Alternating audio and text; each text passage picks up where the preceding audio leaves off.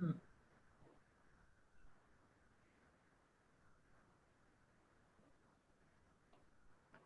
Hello and welcome everyone. This is the 13th episode of Ketchup Moms Let's Talk. As usual, we are getting another topic which all of you should definitely know a lot about. It is about how and why to make a will. हमारे पास इतने excuses हैं to not make a will. We don't know किस lawyer के पास जाना है. We don't know कितने legal hassles हैं. Our kids are going to be so friendly with each other. They really don't need a will. But we all are wrong. I'll give you two solid reasons. First, as of 9th March 2018, the Supreme Court recognized the right to die with dignity as a fundamental right, which means that while we are in a good state, while we can decide for ourselves, we can make something which is called a living will. Right now, today, I can decide that if God forbid, I was to be terminally ill in the future, what course of medication or treatment would I like to get? That is one reason. Second reason, जो बहुत लोग बोलते हैं कि जी अभी हम अगर जाएंगे लॉयर के पास बहुत टाइम होगा, बहुत कुछ करना पड़ता है. So let me make it very clear to you. Today, if you take out that one day, make a will and get it registered, you are going to save your family from so much hassle once you are not there. Just by making somebody a nominee in your bank accounts or in your insurance policies or your retirement policies, it is not enough. Your family is going to spend their money and they're going to spend their valuable time to claim something that is rightfully theirs. So please make sure that you do share this on your timelines right now so that rest of your family and friends can also be informed and they could learn so much more about not just how to make a will, but what all can go wrong with the will if you don't make it in a proper way. So, very, very good evening to all of you. And we have in our panel today two leading advocates, Mr. Manish Turia. He's an advocate, High Court, National Company Law Tribunal, City Civil Court, Consumer Court, Family Court, Magistrates Courts, Mumbai. He has written so many articles in leading newspapers on cyber laws and crime. He has delivered a lot of lectures on cyber laws and crime, and is a great speaker with an awesome, long experience in the law. We welcome you, sir. Thank you. Then we have Ms. Dimple Merchant. She's an advocate, solicitor, High Court, Mumbai, partner at Ivy Merchant and Co. Advocates and Solicitors. Her specialities are succession law and bankruptcy law. She also represents many PSUs, banks, financial institutions, handles property-related cases and family disputes. She has been awarded by Indian Business Group Excellence Award in the field of law in the year of 2019, and she's the founder of Advocates Law Firm Association.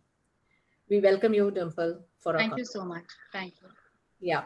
So, as usual, the first prime question of any of our talk show is on the subject. And I would like to ask Mr. Mane, why do we need this legal document called will? So if you ask me, say as an advocate, naturally you require a will so that we can earn. But jokes apart, each and every individual, you must have a will. Why? Before that, why there are certain questions arise, or there's certain people will say, why do I need a will? I don't know what will happen with my properties after my death. Yes. I'm confused about my succession planning. I'm young and will is not required for me. A young workaholic individual, how to give my properties to my legal heirs without any hassles. So these are certain questions which may arise in the minds of a lot of people. Then there are certain people who says that I don't have much assets. Why do I should have a will? The best answers what everybody gets is I have nominations in place everywhere. So there is no need for me to have a will. I am having a very small family. Mia, Bibi, do bache. Why do we need a will? My family is united. We are staying together since years together. There is no dispute in the family. Will का जरूरत नहीं है. It's a waste of money. Why to pay lawyers on will? Will writing is a complex procedure. You require witnesses, executors. Why? Not required. Yeah, it might upset some loved ones if I don't give something to them and if I give somebody else some more. वो झंझट में कौन जाएगा? I don't require a will. I still have time. मुझे मरने के लिए बहुत टाइम है. बाद में मैं सोचूंगा. अभी मुझे will नहीं बनाना है. So will is not something which everybody perceives that okay, आज will बनाया तो कल मर जाएगी. It's like insurance policy. You never buy a policy to die, are you? We never buy. You never buy a mediclaim to fall sick. True. So this is will, which will be a security or which will keep your legal heirs secured as far as your estates are concerned. You can plan your estate. If you feel that you have two kids and one is doing exceptionally well and another is not doing that much, so you can bequeath your property a little bit more to that kid so that at least he can survive in his lifetime and he should not face any trouble. Because you know that your another kid who is perfectly okay, strong, he can earn on his own. So that way you can distribute your properties to whomsoever you want. If you have any philanthropy idea, you want to do some charity, you can do that. You can direct your legal heirs to give a certain amount from your estate. So that way it is very important to whom your property should go after your death. If you die intestate, the personal law of inheritance will apply and it will devolve in that fashion. You may not have to give, or you may think that, okay, I don't want to give a certain property to my certain near and dear one family member. But if you don't make will, they will have right to your property and that property will go to them. So that's why it's very important that you should have a will. Sir, I know this is a very basic term for you, but if you could just explain what intestate means for our viewers. Yeah. So intestate means when you are dying without making any will or without making a declaration. Will is nothing but a declaration of yourself when you are alive that who all will get your property after your death. And if you don't make a will, then you are dying intestate without making. Okay, so interestingly, there's a survey that says that in 2015 and 16, there were at least more than 70% of cases that were being fought in the civil court. They were around property or land. And of that, more than 57% of the cases were being fought between family members. So please, viewers, do note that 57% cases were only between family members. So then, Ms. Merchant, my question comes to you. They always say, you know, that they say where there is a will, there's always somebody who's going to, you know, claim something opposite to that. But still, we do feel that a will is something that we really need. So of course, you know, like I was saying in the introduction, that one drawback is you leave a nominee, but there's no will. So that person has to go and literally, you know, prove it that I'm the heir of that person who's no more. What are the other legal issues that one faces in absence of a will? So typically, like what Mr. Kenya just said, that if there is no will, Then you go under intestacy succession. So at that point of time, what happens is, if you're a Hindu, then your estate will be divided equally between all the legal heirs. Now, if you're a Muslim, then the Shariat law, the Sunni law applies. If you're a Christian, then according to the Succession Act applies, or the Parsi law applies, depending on the religious, the religion you belong to. But if you have a will, then what happens is that, as he said, that there won't be, there'll be clarity technically. Because otherwise what happens is, today, if supposing the person has expired, leaving behind, say, a estate like 3-4 houses, jewelry, etc., then what happens is that typically who's going to get what is going to be a question. Okay. So what happens is that at that point of time, the legal heirs at that time fight that, okay, this house belongs to me, or this is the jewelry that mom or dad wanted me to have. So these kind of issues will arise at that point of time. Though if you are going in, if there is no will, there is no choice. You have to go by the intestacy succession, and then you have to file your letters of administration, which I'll come in later and talk about it.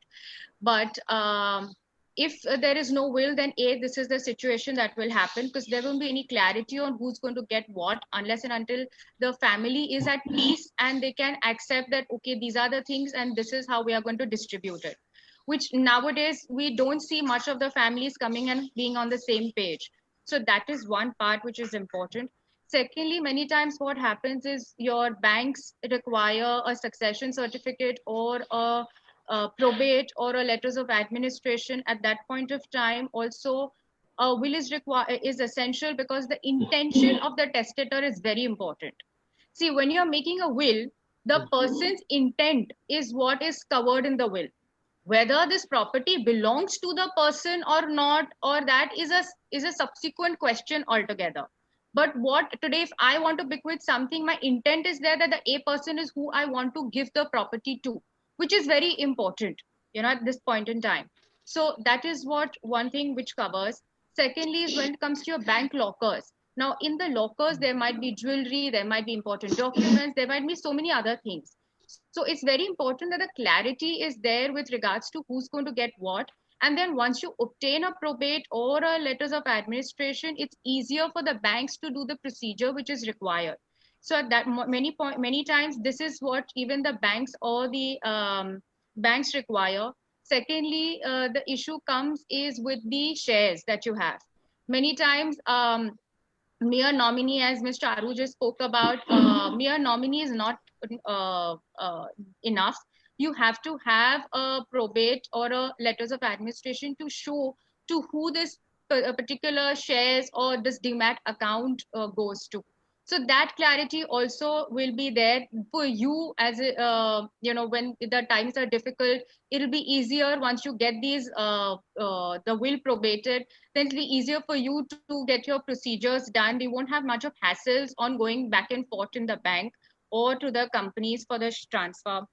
Secondly, what happens is that if there is a will, then the estate which is to be devolved upon you, it's easier to show for your taxation purpose also. So if there is an inheritance, then the probate or a letters of administration will be that will be enough to show that this is how you have received this particular property, which will be easier for your taxation point. So in all, or giving in a nutshell view, will is important just so that the family gets the clarity on what is your intention of the testator to make the will. Now, of course, there are situations that times change, people change. You can keep changing wills, which I will speak about it later. But I would obviously suggest that a will is essential for the clarity of the family. So there will be no hassle, legal hassles when there is a will. That's what we are trying to say. So if we decide, okay, we understand, we buy this point that there'll be no legal hassles. So I go ahead and I want to write a will. So what would be the legal procedures or the step-by-step that I need to do to write a will? And when do I do this? So Manish, if you can just... Yeah. So we should start with when. Okay. When do you need a will? Why do you need that we have seen? When do you need? So there is a lot of debate among professionals about who needs a will, and while you can make the argument that it's always better to have a will, here are the specific categories of people who need or who don't need a will. You can take yourself in any of this category you can put. So are you married? You need a will. Do you have kids? You need a will. Do you have a positive net worth? You need a will. Are you young, broke, single, and don't have kids? You don't need a will yet.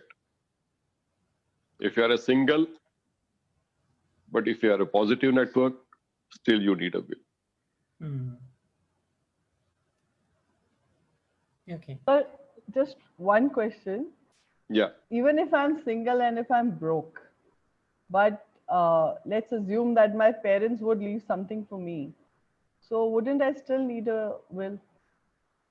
So then your positive net worth is not in minus. Okay. Okay. Because in will, you can even inherit or whatever the properties you are going to acquire in future. Hmm.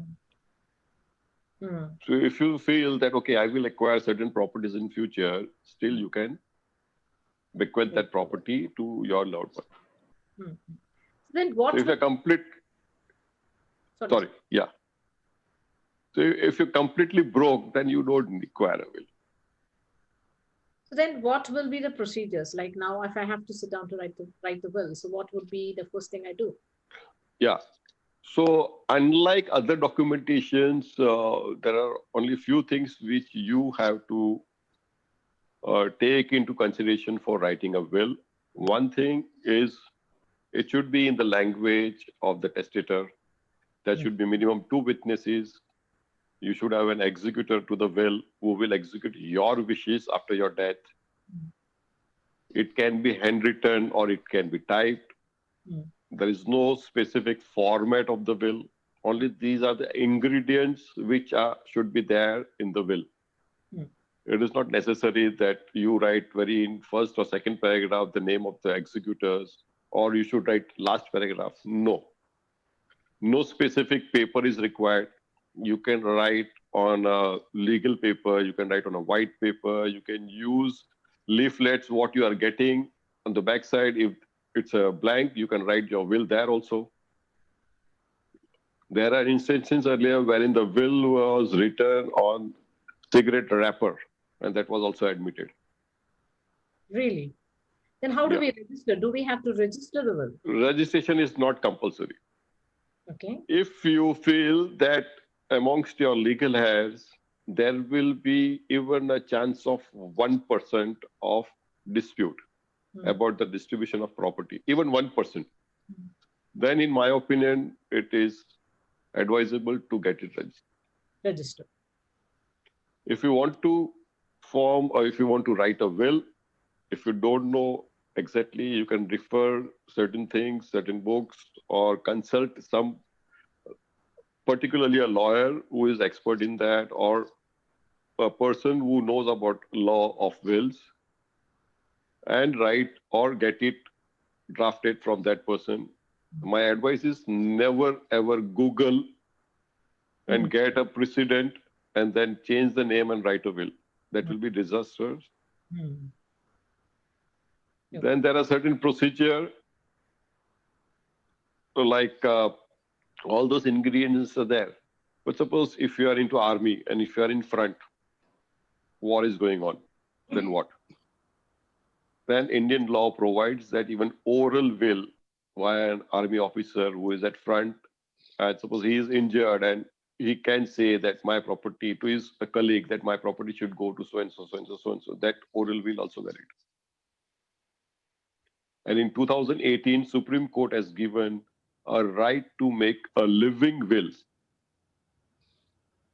So living will is you can say it's a very fantastic thing which has happened as far as India is concerned, so that in future, if something happens to you medically and you want to restrict your expenses so that at least something will remain after you.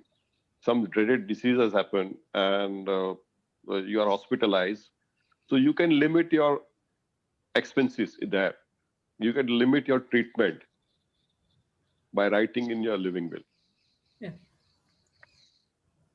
If I have to take this forward, Dimple, like Sir has told us a lot of things that we should be writing in our will, and correctly they said that we should not Google it, because I think that is the fad nowadays. Everybody who I know is writing. They don't want to go to lawyer. They just think taking down something from there and writing, and they don't understand that tomorrow they could, because they've missed something, there could be litigation because of that. Even if you have got a registered will, if it is incorrect, it is incorrect, right?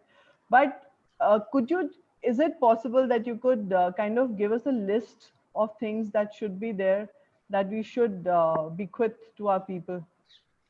Charu, just to give a little bit of add-on to what Mr. Kenya also said, basically, in a will, whatever you have at the time of making the will is what you need to put down.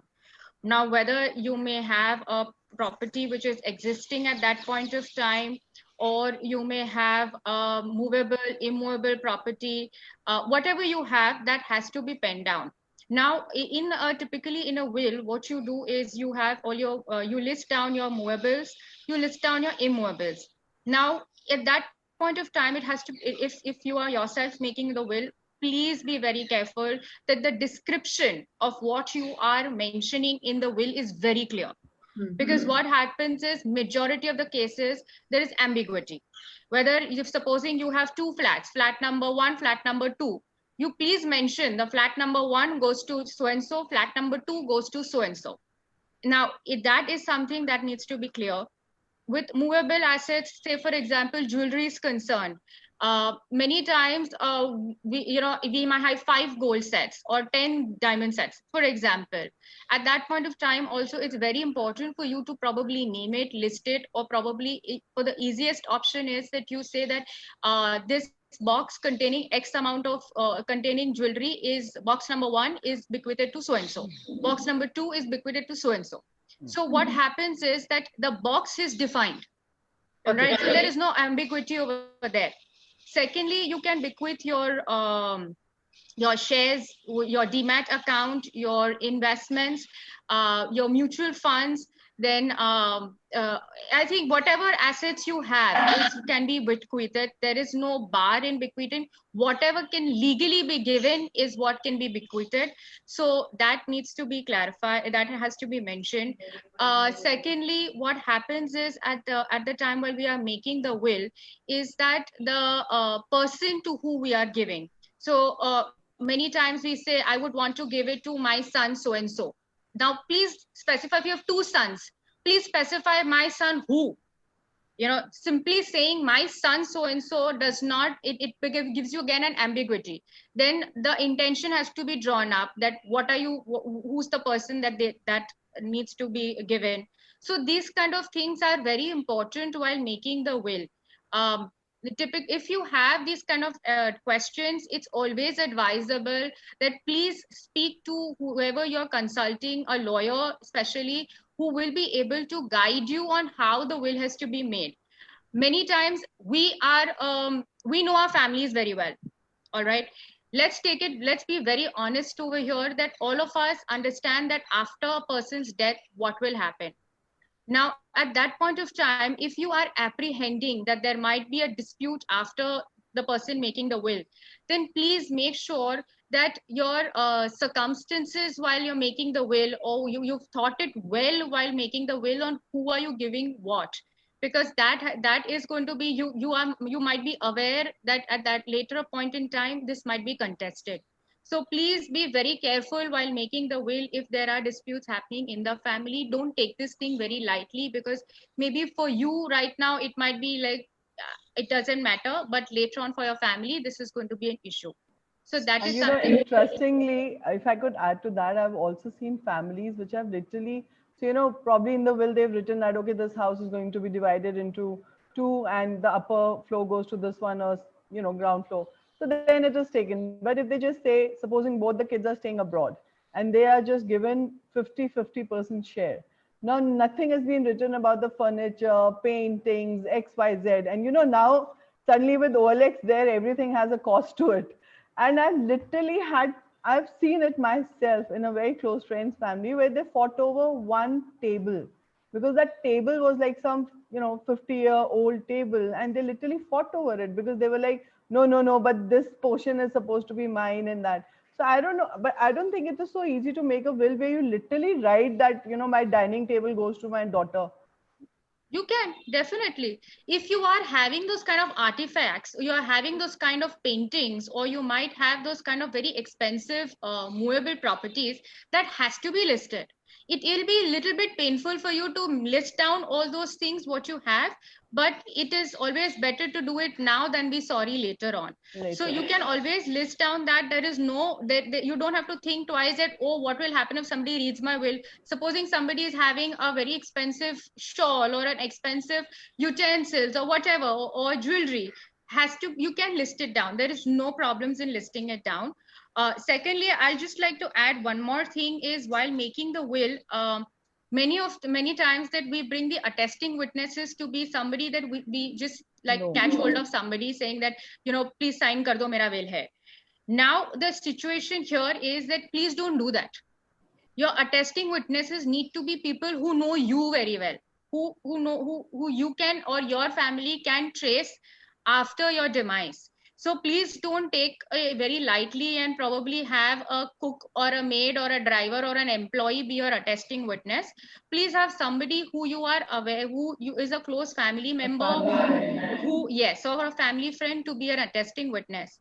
But also to that, I would add is, please make sure that while you're making the will, you're not bequeathing anything or giving anything to the attesting witness or the spouse or a wife or a husband of the attesting witness. You cannot do it under law.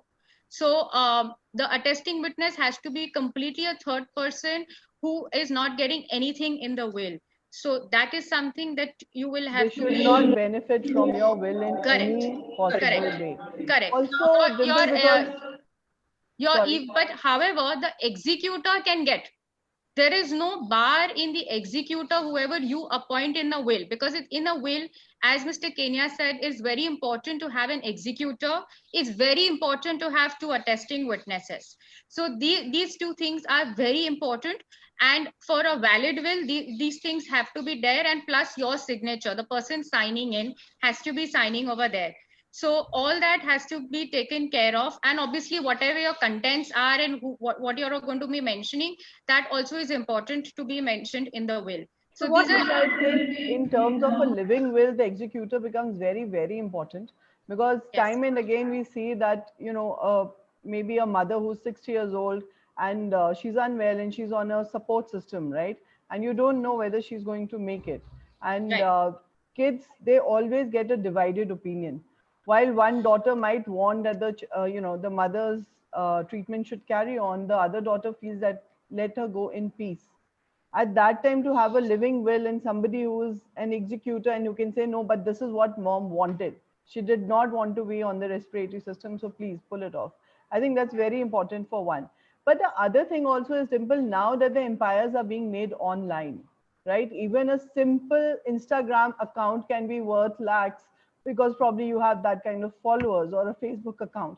Then is there something specific we need to do? So typically, when it comes to your digital assets, India per se has no as such a law or something which is there. However, what you can do is, because it's an asset, anything which is which can be transferred or which can be given under the succession can happen. So there is no bar technically as such till now, but we are not sure where once if there is any law which comes in. But what you could do is, at that point of time, is you have to list down whatever your digital assets are.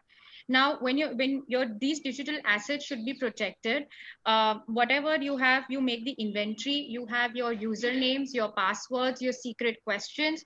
All this needs to be kept in a very protected area, or a protected place, which is not, it has to be mentioned in the will that these are my particular assets. But when it comes to your password, your secret name or the username, then you can mention that these things have been placed somewhere, or these things have been mentioned here or in a pen drive form. So that is easier for the executor to trace and to do the needful.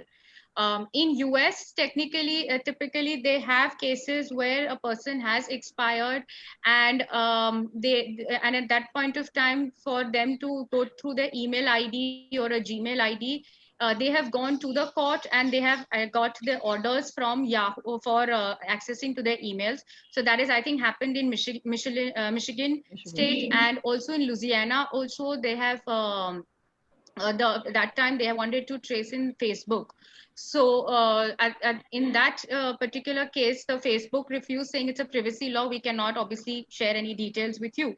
But because there was a death and they had to file a particular matter in the court, and then it was allowed and they were given the liberty to use and see uh, the Facebook account of their deceased, I think it was the son.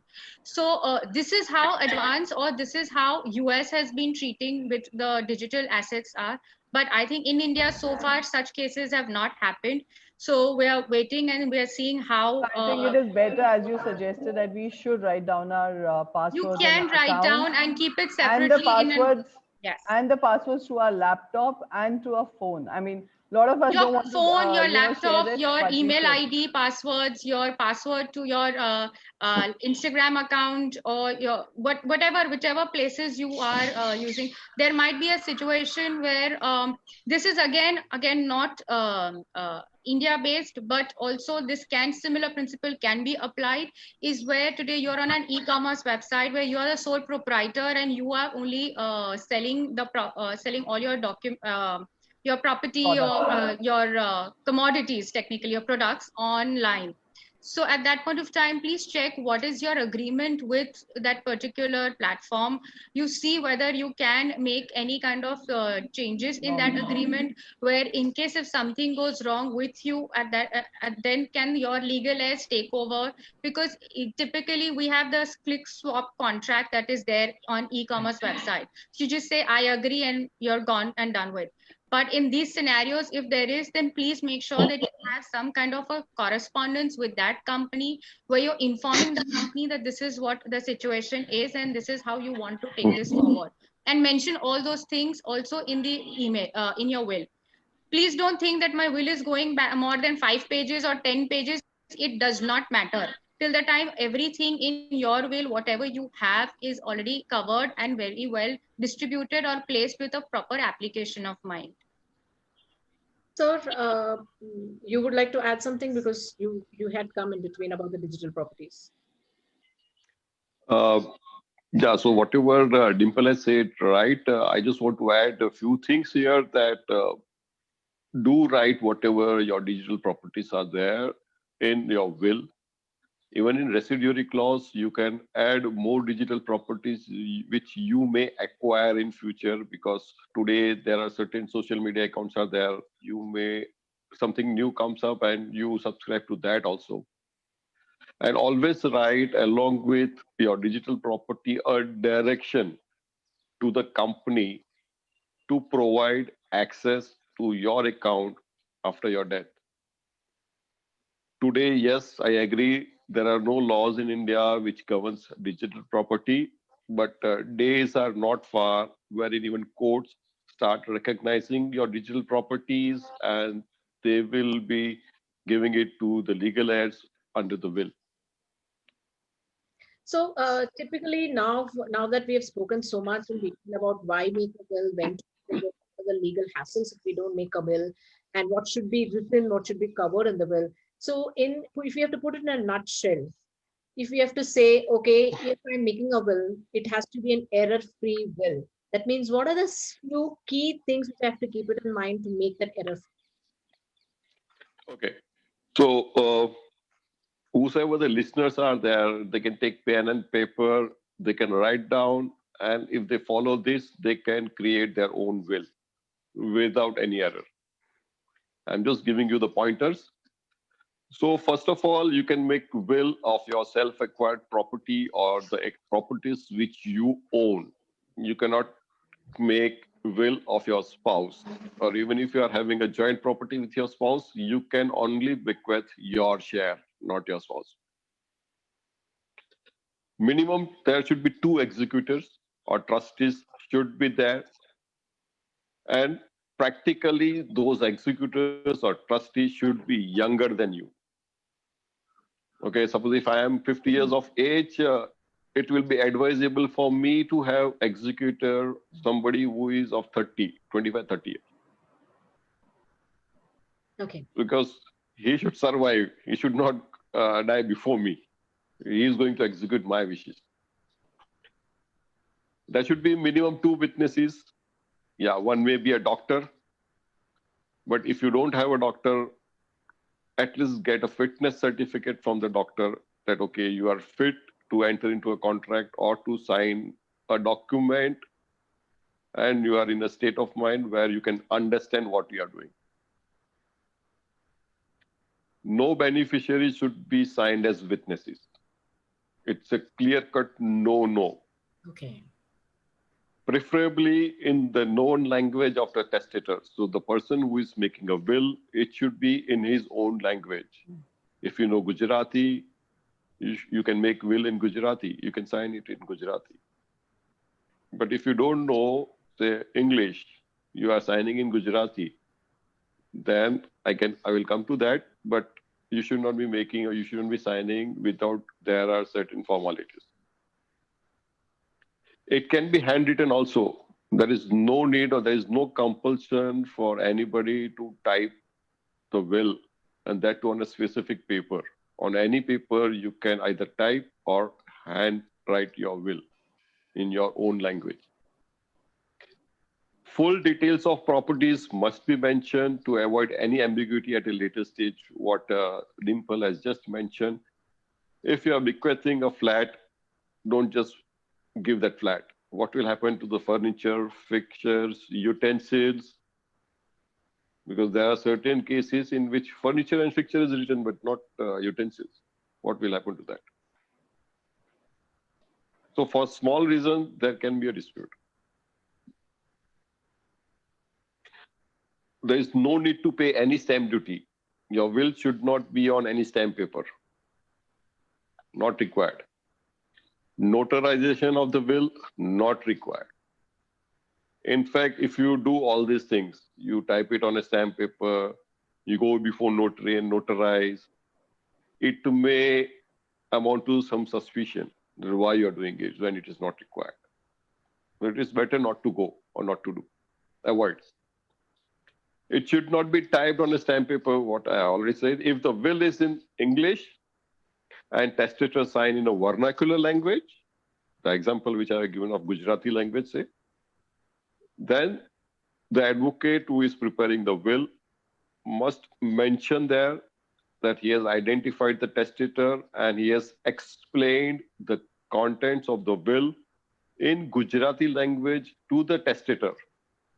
Because then it becomes the onus on that advocate that he has explained what is written in the will. And at a later date, if there is a dispute, even that advocate will be called in witness box. So that's why it is very much important that if you are drawing a will, always consult a lawyer who knows something about will. Never Google it. The last point, which is very important, and many of the people who sign will, they are committing mistake here. Testator and witnesses must be present at one place at one time to sign the will. Normally what happens, ये मेरा testator है, I know him personally, is a very good friend, I am signing it, I will send through my son or somebody, I will telephone him, okay, I have signed, you signed it. No. It has to be signed at one place in the presence of each other. That is very much important. Yeah. Okay, so I remember previously Mr. Manish did say that registration of a will is not important. But, No, supposing, yes, sure. I say that it is not required. It is not compulsory, but you can register. Not Register. important. But It is not there. legally, it is It not is not. compulsory. Yeah. So in case, it's not a registered will, then it is easier to kind of make changes and amendments in it, especially for the younger age group, because, our assets will keep changing, right? People who are in 40s, 50s, they would acquire something, they would sell off something. So they would keep doing that. If it is not a registered will, then it is easy to kind of change the things. But Ms. Merchant, I would ask you, supposing it is a registered will, can I modify it? Can I change it? Can I withdraw it? And while researching for it, I did read about a statement called codicil. So if you could please make us understand that in a very simple language. Okay, so basically, even if you register the will, you can amend your will, you can revoke your will. There is no bar. Registration is only, at times we advise the clients to go for registration when we feel that this will might be challenged, or there might be a situation that the testator himself wants to go and register the will himself or herself. Then registration is it can happen. There is no bar at it, but yeah, it's not compulsory. Secondly, when you want to change your will, then at that point of time, if the whole will needs to be changed, then your earlier will has to be revoked. So you will have to, in your new will, mention that my will, so and so will dated so and so has been revoked or stands revoked, and this will be my last will and testament. These words have to be there. It's very important. If tomorrow you supposing have already made a will and there are certain amendments, like you said, there might be additions in the property or there might be the sale of a property, then you can do a codicil. The codicil has to be in your codicil. You'll have to mention that who are your executors. There might be a situation that if the executor is the same, please keep the executor same. It will be easier to probate the will as well as the codicil. However, if you make the will and your executor has passed away, okay, then probably you can put that a new executor in the codicil, that this is going to be the new executor. So you can make amends to the will. If you have sold a property, then please mention that this was the property that I had mentioned. However, I've sold the property. If you have bought a property, then mention that this is the property that I've bought, and now I want to give this property to so and so. So codicil can be done in a similar fashion, but it has to have two attesting witnesses. Again, executor, the name is, if the name is already mentioned, the executor is alive, then you need not mention it again. Then you have to simply say that all whatever I've mentioned in the will dated so and so, or the rest of it remains the same. So that has to be mentioned just to correlate your will and your codicil. One more important aspect that I would like to draw is if today your attesting witnesses are a beneficiary in the will, okay, they can do that. There is no problem with that. But if the attesting witnesses are a beneficiary in the codicil, then they cannot be the attesting witness. So the same principle applies for a will and a codicil. The attesting witnesses cannot be the beneficiaries, as Mr. Kenya said. So there is no issue with that. The codicil can be done again if you supposedly after you make your will, you realize there is some kind of an ambiguity, or you realize that there's something has been left. Okay, I would typically, as Mr. Kenya also suggested, always have a residuary clause in the will which says that if anything I is missed out, or if anything is bought later on, so and so, then in that event, my residuary property goes to X person. So that can be mentioned in the will. If that is not mentioned, you can mention it in the codicil. There is no harm.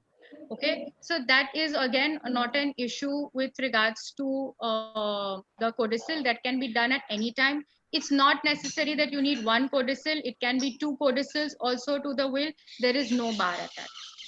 Okay, can a living will also be revoked?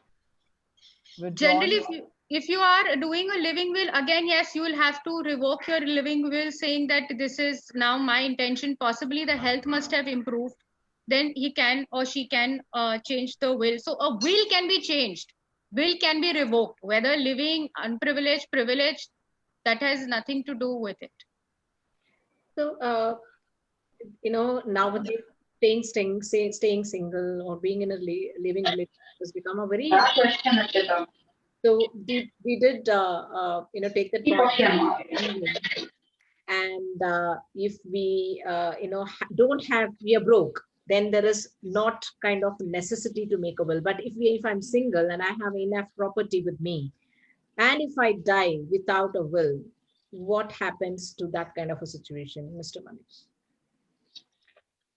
If you are a single and if you die intestate, then all the properties what you have that will devolve as per your law, personal law of inheritance, which Dimple has already said with regard to the Muslim, Parsi, Hindu succession provides there are two schedules, that is class 1 of the legal heirs and class 2 of the legal heirs. So accordingly, as per the class intestate succession, that will devolve. And you mentioned that what will happen in case of living relationship. Yeah. So it's like you can say catch-22 situation. Why living relationship started to avoid marital hassles or whatever repercussions by way of marriage one can get into. But then in 2015, Supreme Court by a judgment granted status of wife to a female live-in partner for the purposes of maintenance.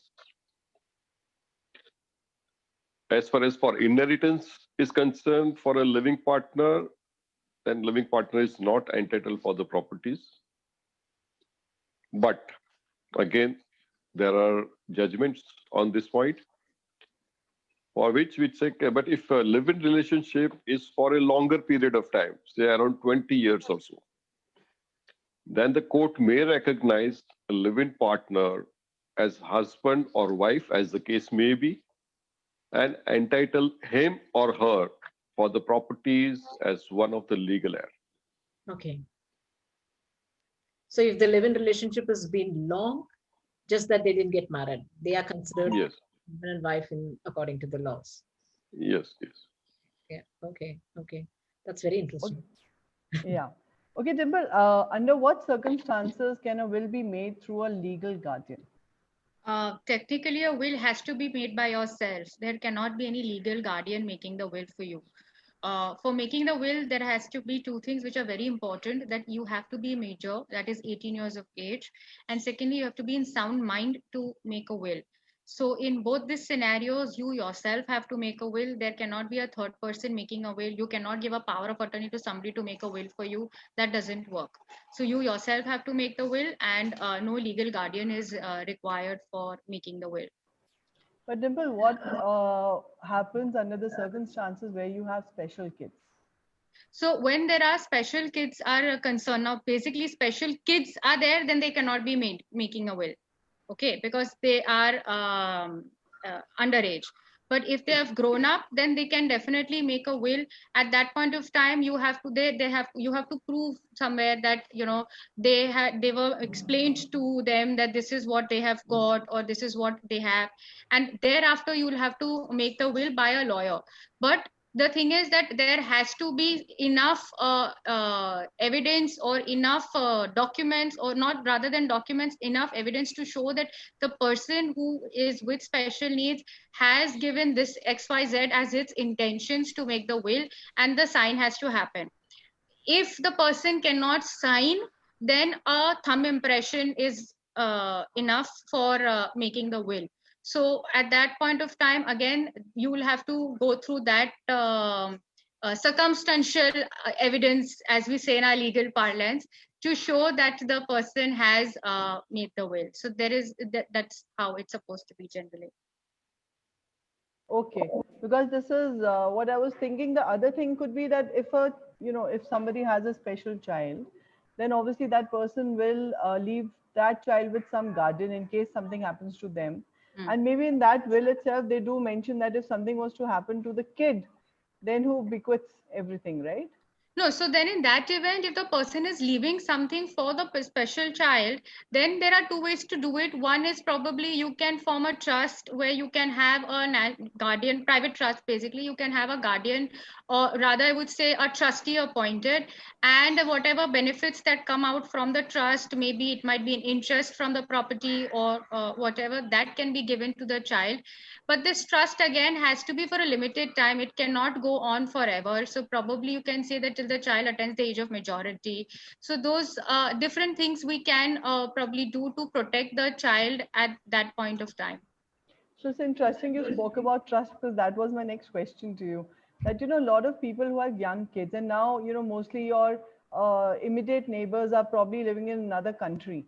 So if you bequeath your kids to somebody, then it really means that the child will have to pack up the bag and go to that other country and settle down, right? No, So supposing there's a person who has kids in India, right, and that person or that couple passes away, right, and they leave their sister as a legal guardian, but right, that sister is in Canada.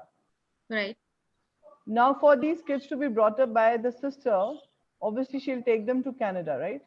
No, so in that event, if these kind of situations and cases are there, the parents have to make sure that the will is very carefully drafted with instructions that how you want the sister to take care of the child. So all that has to be given as an intent. In that, I would suggest that you might have form a trust where you can keep all the properties of the trust. You might also put in the instructions on whether the child needs to be shifted to India, be in India, how will the education happen, all that has to be mentioned. So in these circumstances, it's always advisable that you have to please contact your lawyers. Do not just simply sit and make a will by yourself, because at that point of time, it's the question of your child which is important to be taken care of. Your sister or your brother, whoever it is, will definitely take care, but the manner in which you want the child to be brought up, that has to be specifically mentioned. So otherwise then there will be a situation ambiguity again. So this is what my advice would be. Correct. And also, at what age do those kids start getting when they start getting the inheritance? Because 18 years, I would say, is a very young age for somebody to suddenly, it's supposing somebody was to get crores of money in terms of wealth, whether it is movable or immovable asset, to expect that an 18-year-old is really going to be very careful with that money is also questionable. So, at So what age you want that to be given over or handed over to your kids and everything? So yes, we need a lawyer. I think I was yes. just trying to And reiterate your Charu, thing. I would say ki at that point of time, the choices of the parents, whether they want to give it at the age of 18 or whether 25 or 30, that is their choice. To that, one more thing I would add, it's little bit and off, but somewhere it is in sync, is where if you have a property, you can give it to, say for example, my child. I'm giving you the property to my child. Thereafter, the child can have it for an interest for his lifetime and then give it to a third person. Now, at that point of time, when you're giving, now this happens typically in a lot of families where the property of the family has been passed on with generations.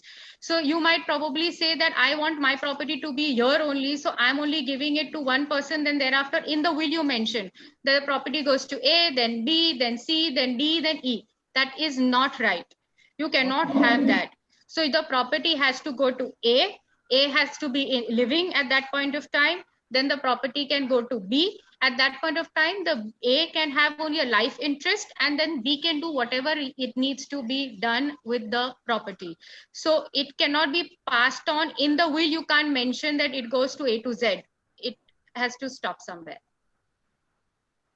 So, so very clearly we have seen about the movable, immovable, digital properties. The one thing, as you were all talking about, it struck me is what happens to this HUF. HUF is generally handled by the Karta. So if the will is not written, then what happens to the HUF?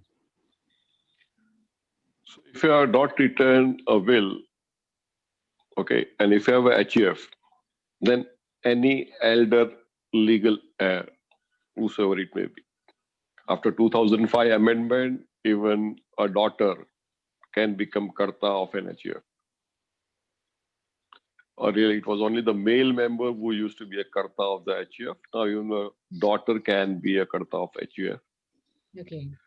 Now, certain times you can say that there is an elder son who is already having his own HUF, and father is having his own HUF, and he dies intestate. And what will happen? Hmm. So, can there be a karta, or can he have two HUFs as a karta? Yes, he can. He can be HUF of both. Sorry, he can be karta of both the HUFs.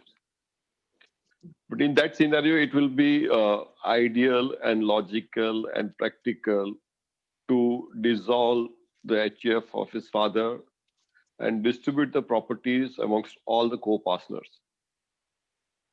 If I am one of the co-partner in an HUF, then in my will, I can bequeath that part of portion what I will be getting from that HUF to my legal heir. Okay. Okay. So how does that distribution happen? Like if there is no will, how does the distribution of HUF happen among the partners? Yeah, so straight away it will not be distribution happening straight away because co-partners will get equal. Okay. If I am becoming, say, karta of, say, my father's HUF, then I will be distributing the estate of that HUF amongst all the co-partners equally. Okay. Okay. Which also brings me to a document called probate. And, I've been waiting for one of you to kind of, so Dimple, I would request you if you could make us understand what is probate. So, like I said earlier, probate is a grant which is given by the court saying that this will is genuine. Okay. Probate does not make a title to the property genuine. Okay. So basically what you have written in with whatever the testator has mentioned in the will, that will is genuine, and therefore the executor can execute the will and do the needful. So probate is for that purpose. Now the question comes is whether the probate is compulsory or not. No, probate is not compulsory. If today you have left, if the person has left a will, the family is all on the same page, then probably the distribution can happen internally and everything can go smoothly. But if tomorrow, like I said, the banks require, or if your society sometimes requires probate, then in that event, or sometimes, if you're selling off a property and there are many legal heirs that of the person, then at that time the purchaser might ask for a probate. So it depends on this case to case basis and on circumstances where a probate is required to be done. Many times, probably one of the legal heir may not be happy with the will which has been left behind by the father or the son. So at that point of time, the other legal heirs have to go in for a probate to say that this will is genuine and right. So these are the reasons. These are the situation where a probate is needed. Just to be a little bit, I'll be a little technical. Sorry, but if today there is no if there is no executor left in the will. So supposing if the executor dies, or the executor gives in writing that he does not wish to be an executor, then in both these events, a legal heir to the will can file a letters of administration with the will annexed. So you can so you don't have to say that, oh my God, the executor is not there, now I can't probate the will. It can be done via letters of administration. The second thing is that if today there is no will at all, in that event also you can go either having a letters of administration where as per your intestate succession, your properties will be divided equally, or depending on the religion that you follow, on that basis. If tomorrow you only say, for example, now the question comes is what is succession certificate? All right. So at that point of time, typically if there is a property which is immovable and movable, which needs to be probated, then my advice is that please get it probated rather than acquiring a succession certificate, because later on you might have to again go for a probate. But only if today your immovable properties have been distributed, there is no dispute with regards to immovable property, but probably only for a limited purpose, your banks or your companies are asking for a probate, then you can go for a succession certificate, which is only limited to your shares are concerned, or limited to the investments or mutual funds are concerned. So these are the differentiation between a probate, letters of administration with will annexed, where the executor has renounced or executor has expired, and letters of administration when there is no will, and a succession certificate only for the purposes of your company, your demat or your securities are concerned, shares and securities are concerned. So these are the ways you can go. You have to file a probate application in the High Court if you are in Mumbai, or if you are outside, then on the District Court. It depends on the place where you are living. Okay, so this has been a great discussion. At this point, I'm sorry, yes, sir. Yeah, so whatever Dimple has mentioned, I just want to add a few things about probate and succession certificates. As far as metro cities are concerned, probate is required, and there are succession certificates. If you have only financial assets, then succession certificate is required to get it transferred. Then third segment is heirship certificate. A lot of people might have heard about heirship certificate. So heirship certificate is required in case of you are in a government job. And as a legal heir, if you want that particular job, if your father is there in a government job, and if you are entitled as a legal heir for that particular job, then you require that heirship certificate also. Okay. Okay. So at this point, we have Ms. Shiny Sachdev, who has joined us with a viewer's question. So Shiny, over to you. Yeah, hello, Mr. Manish. Hi, Ms. Hello. So we have like long list of questions, and we won't be able to answer them all. But yeah, a little brief about them. So, Mr. Manish, there's Mr. Rahul Raj from Bangalore. He's asking, sir, I am a parent of 5-year-old son and a 3-year-old daughter. My kids are minor. If I write the will today, will I have to change my clauses when my kids become major? So it depends on what type of will you are writing and what provisions you are making currently.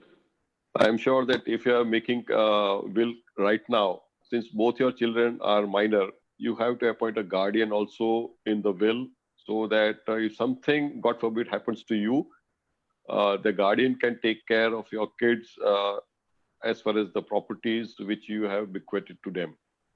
And in that case, your kids will get properties only when they turn 21, not the 18. Okay. So there's one from Delhi, Miss Pamela Chitwal. I'm a senior citizen and I've written a will, and I know the will is written with the witness. My question is, what happens if the witness passes away? Is my will valid? Yes. If there are two, there has to be 2 witnesses to the will. So if supposing one witness passes away, then the second witness is enough to prove the will.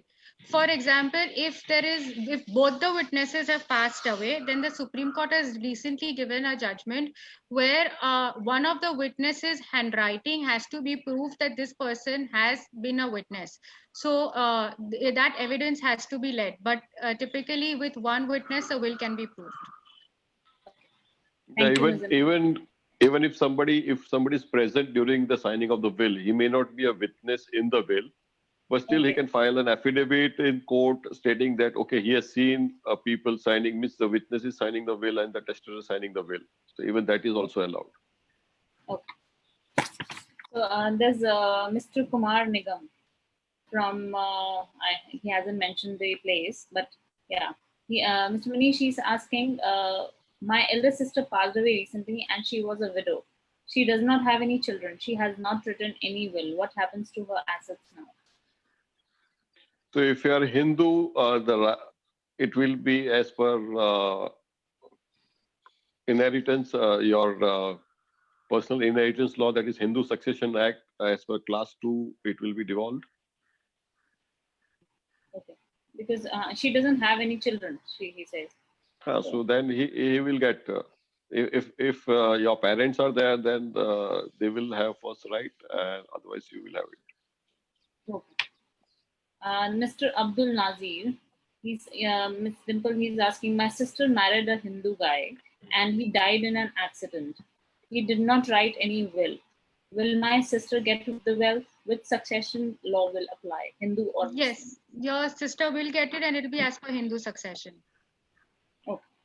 And if he's not left a will, then it will be intestate succession. So if he's left only her and there is no children, or if there are parents also, like Mr. Kenya said, then in that event, it will be divided between the parents and her also, depending on the class of heirs which are alive.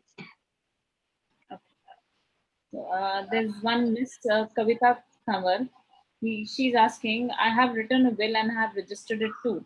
But I was told by one of my friends that even a registered will can be challenged in court. Is it so, Mr. Manish? Yes, even registered will can be challenged. But then challenging registered will, there are very few occasions wherein it can be challenged. Say either if the person who is challenging can prove that will was written under the undue influence or coercion, or there was some fraud in writing that will. Okay. So it will be difficult for a person who is challenging the will. Okay. So then we have Mr. Gopal Bhardwaj from Himachal. He's asking, my father passed away recently and in his will, he has transferred the entire ancestral property only to me. I have a sister and a younger brother. Do they still have a share of the ancestral property? Now, if it's an ancestral property, then even if the father has passed away, in that scenario, there might be a situation that if the ancestral property has been devolved only to the father, then yes, if he's bequeathed only to the son, then there is no problem. But if the bequest is not done to the son, then all the remaining ones will have share in the property. But if there is supposing no will, then in that event, in case of ancestral property which is not bequeathed by your father, and then that event, then even the father's brothers and all will have a share in the property. So even in the case of ancestral property, you have to be very careful while wording it, because if today the ancestral property you have share in the property, then only that particular share can be devolved or bequeathed to your son, not otherwise, unless and until the whole ancestral property has been bequeathed to you. Okay. He says like he has transferred the entire ancestral property. Yeah, so if the ancestral property has been transferred by his father or mother to him entirely, then yeah, he can give it to his son. But if that has not gone, so you go back in time and you check whether that has happened or not. Okay. Otherwise, there is no problem. Okay. Mr. Manish, Ms. Bhavna Katira is asking, if we make a will, should it be registered to make it valid? And what if I make a will and die before it's being registered? What can be done if I've already registered my will, and then if there are changes in my property, can I make the change in the same will too? So there are three questions in one. One thing is registration is not compulsory. Second, if you sign a will and okay, you are taken date of say next week for registration before the registrar, and in between, God forbid, you die. So even that will is valid. Okay. Third is already registered in my will, and if there are changes in my property, can I make this? Yeah, so if you have already registered a will and if you want to change, either you can change it by way of codicil, or you can draw another will to change your earlier will. So that again, same thing, you have to register the subsequent will also. Okay, I think Ms. Bhavna, we are well clear. So we have next question from Mr. Nishant. What happens if somebody disputes the will? How to avoid that? So if somebody is disputing the will, then you will know you will have to file a probate in the court firstly. by the legal heirs or the executor, as the case may be, as I had explained to you earlier, then if there is the person who's disputing, will have to file a caveat, okay, to the will. Now that caveat has to show and demonstrate that why the person is disputing the will. Merely saying that I am disputing the will is not a correct way. You have to point out and put each and every scenarios why the will has to be disputed. What is the whether there is a fraud, there is a misrepresentation, coercion, the case has to be made out, putting reasoning on the disputing the will. Thereafter, once the will, if the caveat is filed, then the suit will proceed normally and it will be tried in the court. And the caveat has to be filed within 10 days from the date of citation, which is by the probate court. The citation will be issued to each and every legal heir who's not consented to the will. So in 10 days time, you will have to file your caveat. If not, then you'll have to make a subsequent application and show the delay and all that. But that is legal. Okay. So can one write that all the amount and FDs with the bank, and so under this particular CIF or this particular DMAT, give to X without being very explicitly writings? It can be done. Yeah. Okay. So then we have, is executor compulsory? Ms. Dimple, can you answer this? Yes. Executor is compulsory in a will. Without executor being named in the will, it's not valid. So it's one of the reasons under 68 an executor has to be mentioned in the will. If supposing the executor is not mentioned in the will, then probably or the executor dies, then you will have to have one of the legal heirs to take the probate proceedings ahead. Okay, and he has one person is asking, in will we can write one first beneficiary wife and second will be son in case of wife's death, right? Mr. Ashish Doshi is asking the same I'm question. sorry.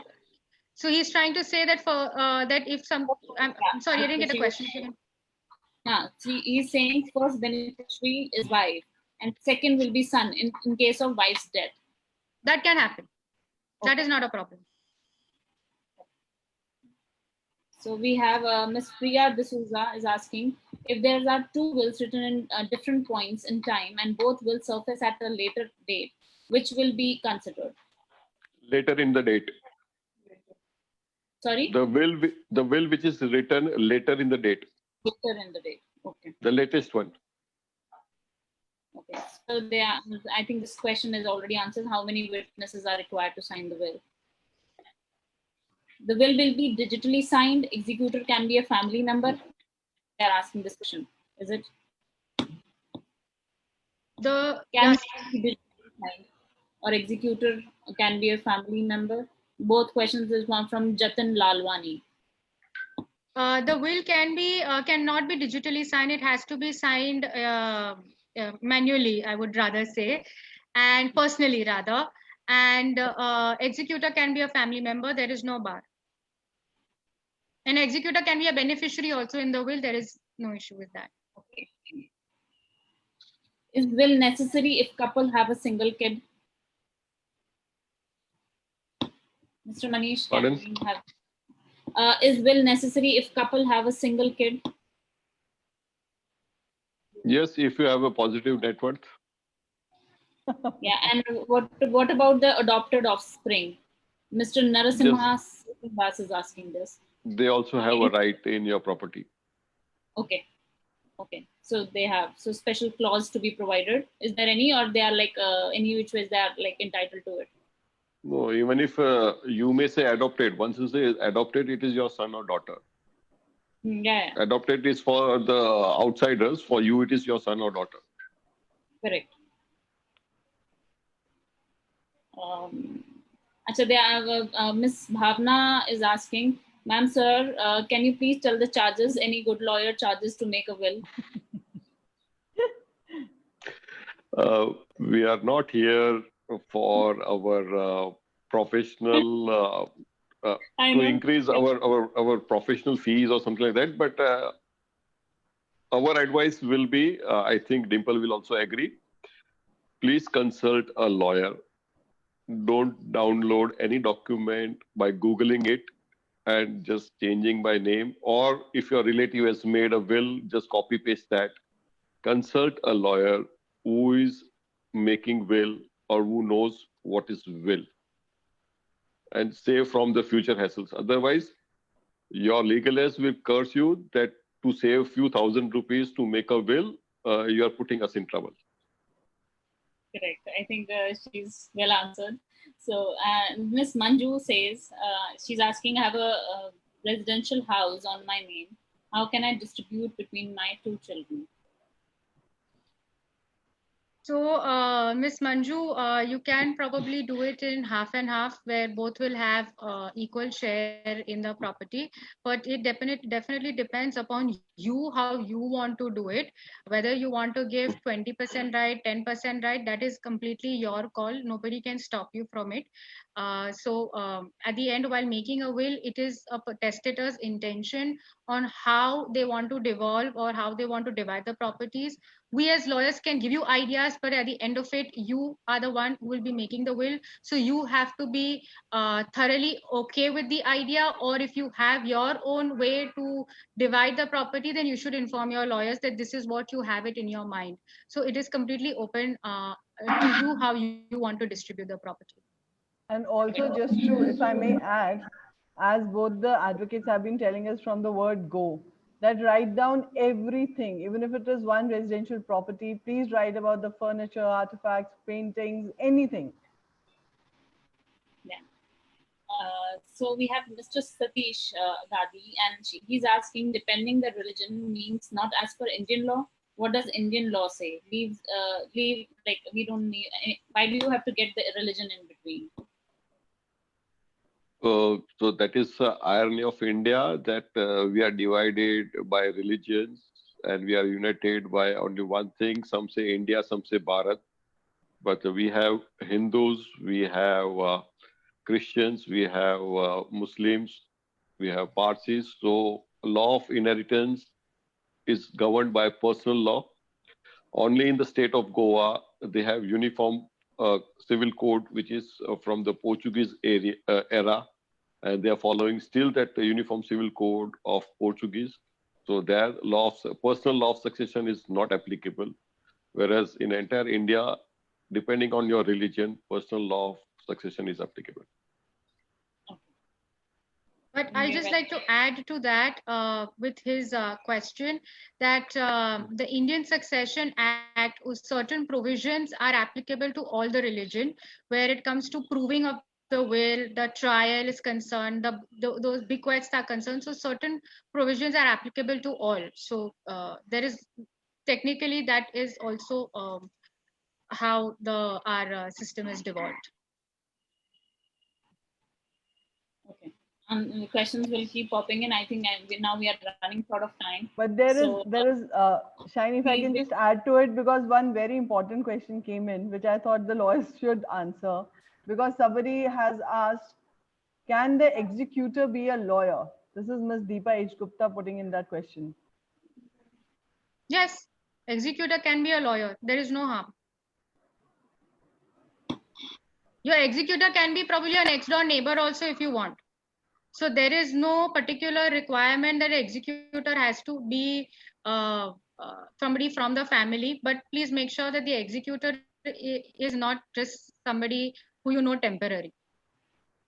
And one last question for the viewers of today. No more questions will be taken now.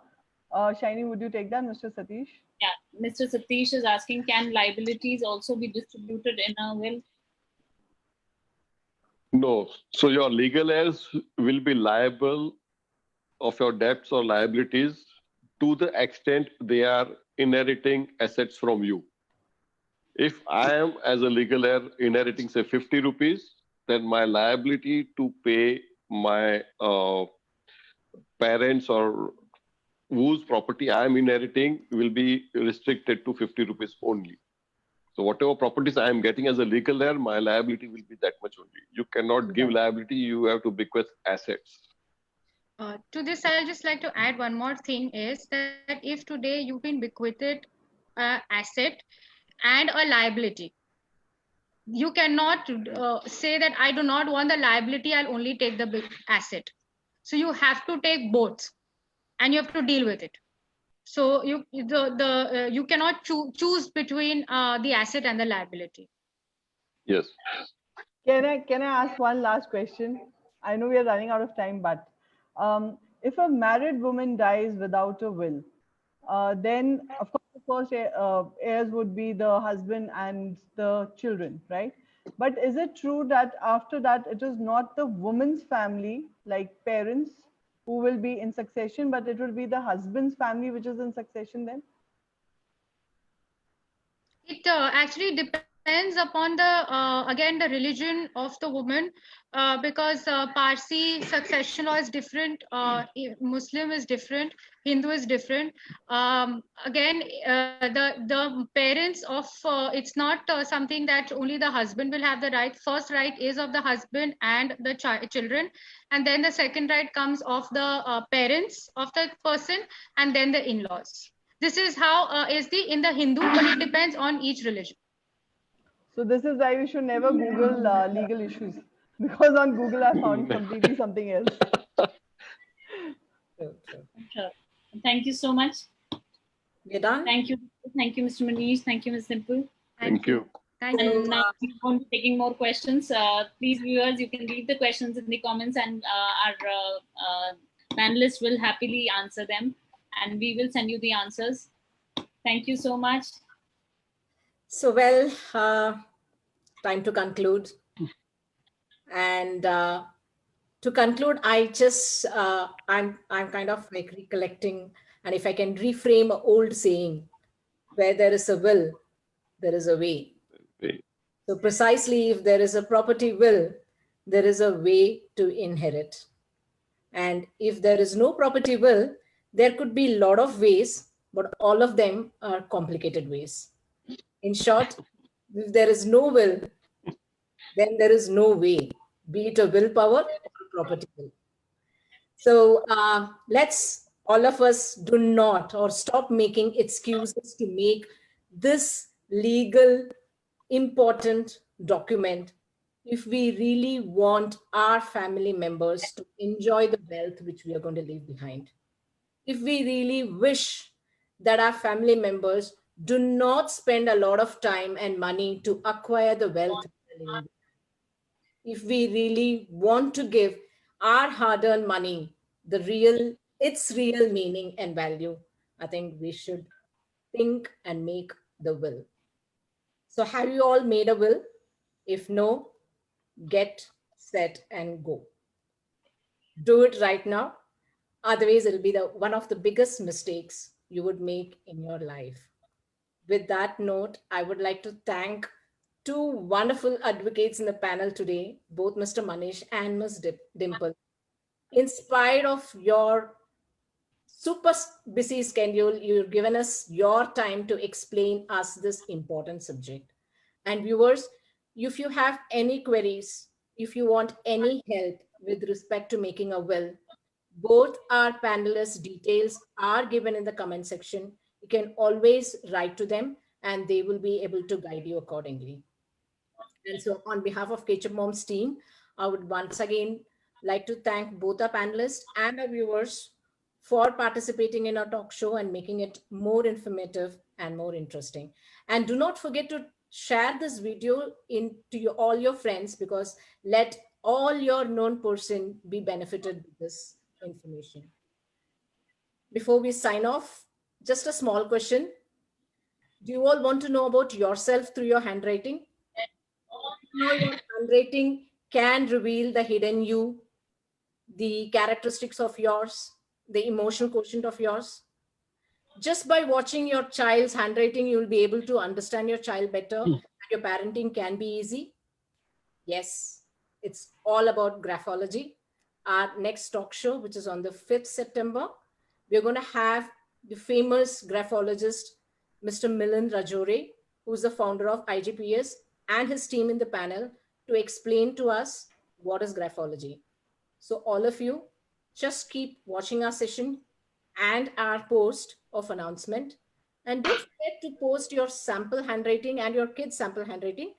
We will give you an opportunity to know more about yourself and your family in a better way. So that brings us to an end of this wonderful, informative session. Charu? Have a great weekend, everyone. This is signing out Charu Chitwal, Jayanti Ramnath, and Shiny Sachdeva. Thank you. Thank you. Thank you. Thank you so much. Thank you all. All the best. Stay safe. Thank you.